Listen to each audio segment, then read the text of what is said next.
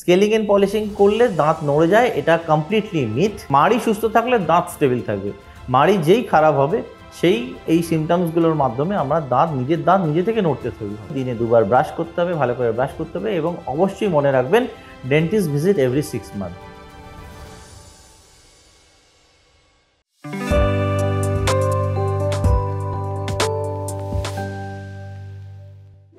নমস্কার, আজকে ডাক্তারবাবু চ্যানেলে আপনাদের স্বাগত। আমি doctor Biswajit panda, centre director off white zone dental clinics, a premium dental clinic chain of south Kolkata.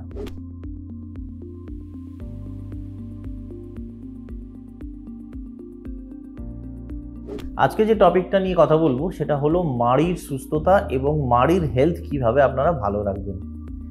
সবথেকে যে কমন প্রবলেম যে নিয়ে আমাদের কাছে পেশেন্ট আসে বা যে সিমটম যেটা দেখা যায় সেটা হলো মাড়ি থেকে রক্ত পড়া বা ব্লিডিং গামস। সাধারণত যেটা দেখা যায় ব্রাশিং করতে গিয়ে মাড়ি থেকে রক্ত পড়া। এই মাড়ি থেকে রক্ত পড়া হচ্ছে প্রধান সিমটম যে আপনার মাড়ির প্রবলেম আছে। মাড়ির প্রবলেমের সবথেকে যে মেন ডিজিজ সেটাকে আমরা বলি জিঞ্জেভাইটিস, এবং এটার অ্যাডভান্স স্টেজ যখন হয় তখন সেটাকে বলি আমরা পেরিওডন্টাইটিস। পেরিওডন্টাইটিস মানে মাড়ি এবং সে নিচের হাড়কেও ধরে নিয়েছে বা গলিয়ে নিয়েছে, সেখানে আমরা বলি পেরিওডন্টাইটিস। সো জিঞ্জেভাইটিস এবং পেরিওডন্টাইটিস। ভাইরাস জিঞ্জেভাইটিসটা খুব কমন প্রবলেম, সাধারণত আমরা ম্যাক্সিমাম পিপলে ওটা দেখতে পাই। আর তার অ্যাডভান্স স্টেজ হচ্ছে পেরিওডন্টাইটিস। এই পেরিওডন্টাইটিস বা রোগটি হলে, যেটাকে আমরা পায়রিয়া বলে থাকি এমনি বাংলাতে, সেটাতে কি হয় আপনার দাঁত কিন্তু নিজে থেকে পড়ে যেতে পারে।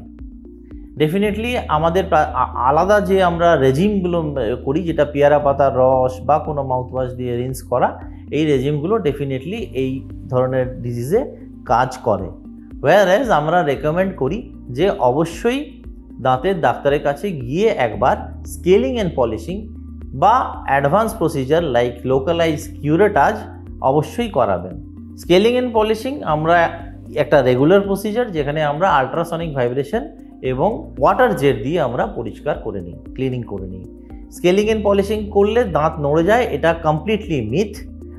স্কেলিং অ্যান্ড পলিশিং করলে কোনো ক্ষতি হয় না, দাঁতের এনামেল বা দাঁত নড়ে যাওয়ার কোনো সম্ভাবনা নেই। ডাক্তারবাবু আপনার যে স্কেল করে বেসিক্যালি যে ক্যালকুলাস বা যে প্লাক যেটা জমা হয় সেটাকেই পরিষ্কার করে দেয়। তো তাতে কিছু আমাদের ক্ষতি হয় না, দাঁতের কোনো কিন্তু ক্ষতি হয় না স্কেলিং অ্যান্ড পলিশিং করলে।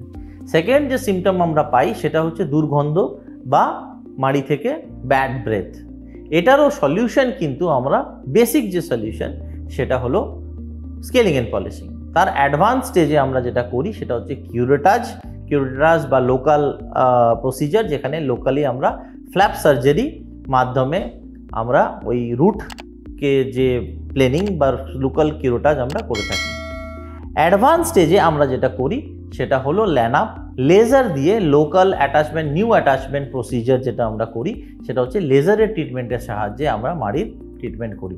এবং যদি মাড়ি থেকে ব্লিডিং অটোমেটিকলি কমে যাবে এবং ব্যাড ব্রেথগুলো কমে যাবে, এবং যদি মাড়িটা নড়ে গিয়ে থাকে বা দাঁত যদি নড়ে গিয়ে থাকে, মাড়ি সুস্থ থাকলে দাঁত স্টেবল থাকবে। মাড়ি যেই খারাপ হবে সেই এই সিমটমসগুলোর মাধ্যমে আমরা নিজের দাঁত নিজে থেকে নড়তে শুরু হবে। এবার নড়ে গেলে আমরা কি করি, স্প্লিন্টিং করি। স্প্লিন্টিং মানে হচ্ছে আমরা ফাইবারের মাধ্যমে ভেতর দিয়ে আমরা দাঁতটাকে বেঁধে দিই। United we stand, divide we fall, যেটা সেরকমই আমরা ভেতর দিক দিয়ে যেটা দেখা যায় না সাদা ফাইবারের মাধ্যমে আমরা জুড়ে দিই, মানে সেটাকে আমরা স্প্লিন্টিং বলি বা বাংলায় দাঁত বসিয়ে দেওয়া যেটা বলি।